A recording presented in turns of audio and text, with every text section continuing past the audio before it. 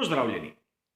V prihajajoči sezoni 2022 bomo videli skorajda revolucionarne spremembe na bolidih Formule 1. In danes bomo našo pozornost usmerili v aerodinamične spremembe, predvsem na prednjem delu bolida.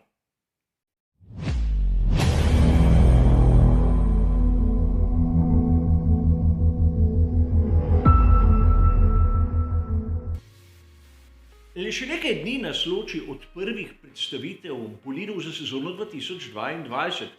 In ker bo šlo za tako revolucionarne spremembe, je prav, da si ogledamo določena področja in skušamo razumeti, na kaj moramo biti pozorni.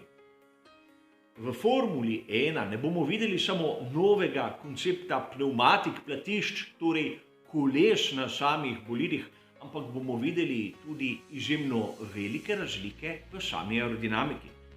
Danes bomo našo pozornost, kot sem že omenil, usmerili na prednji del.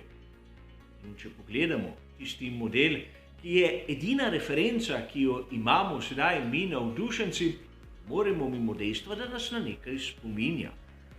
Namreč, tako oblikovane bolide smo lahko videli v svetu Formule 1 tam, v prvi polovici 90-ih let prejšnjega stoletja.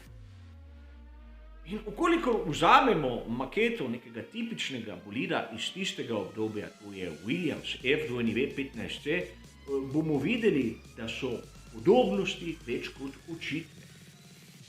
Nimamo tistih dušilcev prednjega profila, ta se naslanja direktno na nos, konus, ki je zašiljen navzdol. In ukolikor pogledamo pomožne profile, so ti razporejeni čez celotno dolžino. Seveda, število pomožnih profilov je manjše, tu vidimo samo enega. Na novih bolidih jih bomo videli kar precej več. Še zmeraj enega manj od tistega, ki smo ga videli v prejšnjem obdobju. Zakaj taka revolucionarnost? Zakaj je bilo potrebno tako spremeniti tudi zunanjo podobo bolidov Formule 1? Gre namreč za to, da so bolidi Formule 1 do sezone 2021 svojo aerodinamično učinkovitostjo generirali toliko vrtincev, da v bistvu bočno od samega bolida, torej levo in desno, sploh nismo imeli laminarnega zračnega toka in bolidi so z veliko težavo sploh lahko poizkušali prehiteti. Da bi bolje razumeli, zakaj je prišlo do takih sprememb, moramo prvo razumeti, kaj smo imeli v preteklem obdobju. In najbolje bo pogledati prednji profil, naprimer Ferrarija FS70H. Namreč tu lahko lepo vidimo, da je bila aerodinamika prednjega profila razdeljena v bistvu na 3 dele. Imamo tisto praznino med nosnim konusom in seveda pomožnimi profili, kjer je FIA zaukazala, da aerodinamičnih površin poleg glavnega profila ne sme biti. Iz sredinske linije nosnega konusa se je ta razpredala 250 mm levo in desno. Zato tudi na konceh pomožnih profilov je nastal po imenovani generator vrtincev Y250, Y po osi, 250 po razdalji. In rob pomožnih profilov lahko opišemo kot neke vrste glavnik. Ta rob je generiral tako močen vrtinec, da je v bistvu zatesnil razdaljo med ravnim dnom in asfaltno površino zadaj. To je generiralo kar nekaj tistih turbulenc, ki so bile tako nezaželene v formuli. Tu imamo srednji del. V tem srednjem delu so v bistvu na prednjem aerodinamičnem stabilizatorju v bistvu generirali tisti oprijem, ki je služil na prednjem delu bolida. Zato imamo še tisti zunanji del, ki ni služil ničemer drugemu kot temu, da je odmaknil zračni tok proč od prednjega kolesa. Kolesa v bolidu Formule 1 so eden izmed največjih generatorjev zračnega upora. In kolikor se odmakne zračni tok navzven, je praktično zračni upor manjši. Kajti zavedati se moramo, da bolid Formule 1, ko gre naprej, v bistvu vrti kolo, tako da iz spodnjega dela se ta zavihti nazaj in to zopet naprej.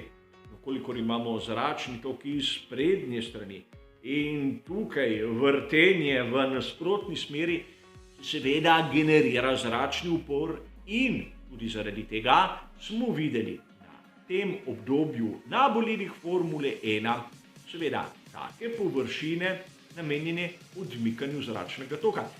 Zračni tok je prišel ob bok ter generiral vrt.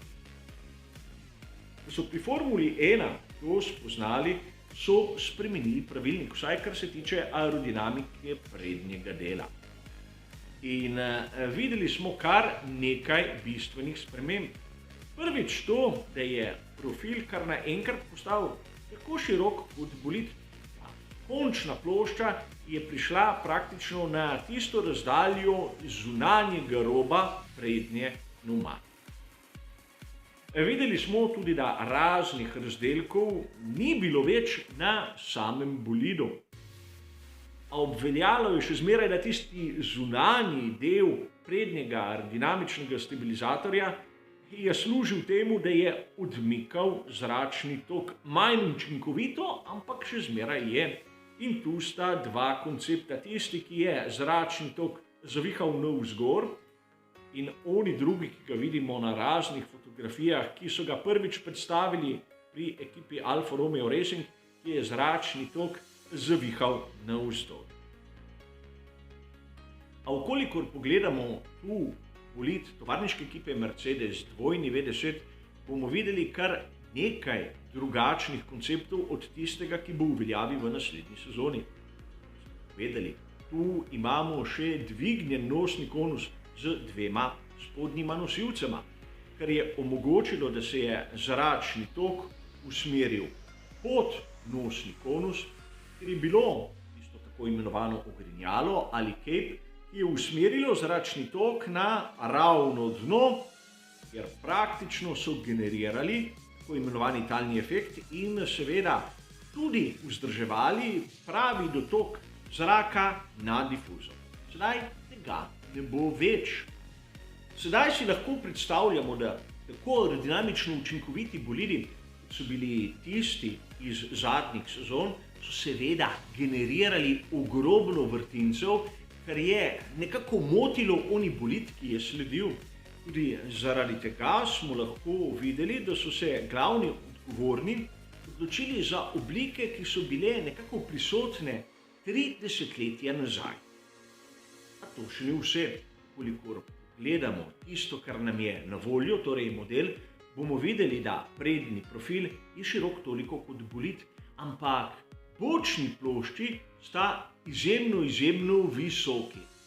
In prav zaradi tega, da onemogočita vsak poizkus, da bi zračni tok usmerili mimo kolesa na zunanjo stran, sta kot neki steni, ki preprečita inženirjem, da bi poizkušali kaj takega, kar je, bodimo si iskreni, izjemno učinkovito. Namreč zračni upor je tisti, ki preprečuje bolidu Formule 1, da doseže visoko končno hitrost. Sedaj bo marsikdo izmed vas pomislil, da pri Formuli 1 v novem pravilniku so nekako ekipam postavili kar nekaj omejitev, po drugi strani jim niso dali nobenega možnega izhoda, kako narediti bolide zmeraj hitrejše in zmeraj bolj tehnološko dovršene. Ni res, pogledati moramo malce od bližje tisto, kar se nahaja nad samim prednjim kolesom.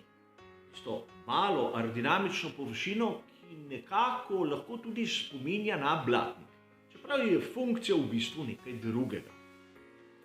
Ko sem govoril o generiranju zračnega upora na prednjem kolesu, sem omenil, da trčita dva zračna tokova. Tisti, ki prihaja iz prednje strani in tisti, ki sledi vrtenju prednje pneumatike. No, S to aerodinamično površino nad samim prednjim kolesom se v bistvu izognemo temu. Tudi zaradi tega bomo lahko videli, da bo v sodobni Formuli 1 bolid približno tako hiter, drugi strani pa ne bo generiral takšnih vrtincev, kot so jih predhodni. A če primerjamo bolide starejše generacije s tistim, kar nas čaka v prihajajoči sezoni 2022, ne moremo niti mimo širine samih pomožnih profilov. Pomožni profili v novi generaciji, vsaj po tistem, kar nam kažejo modeli, naj bi bili bistveno daljši od tistega, kar smo videli do sezone 2021. Seveda tu moramo biti natančni, poleg glavnega profila smo imeli v predhodni generaciji še tri pomožne profile. Sedaj bomo videli, da so vsaj na tistem, kar kaže model, trije pomožni. A vidimo tudi, da bo dolžina seveda daljša, čisto do nosnega konusa, kar pomeni, da na prednjem delu bo tisti klasični stabilizator generiral več aerodinamičnega oprijema kot njegov predhodnik. In to verjetno z generiranjem zopet manjše turbulence za samim bolidom. Kot smo že omenili, tudi tistih vrtincev Y250 ne bo več, a o učinku te spremembe bomo govorili v drugem delu, ker se bomo ukvarjali bolj s tistim srednjim delom šasije in seveda ravnim dnom. A vsekakor bolj poenostavljena aerodinamika še ne pomeni, vsaj v principu, da bomo gledali manj razvoja na tem delu. Zato sam ne bi bil presenečen, da na samih predstavitvah ne bi videli tistih dokončnih oblik in mislim, da nam bodo ekipe pripravile, vsaj v prvem trenutku, izjemno enostavne in ne tako učinkovite oblike.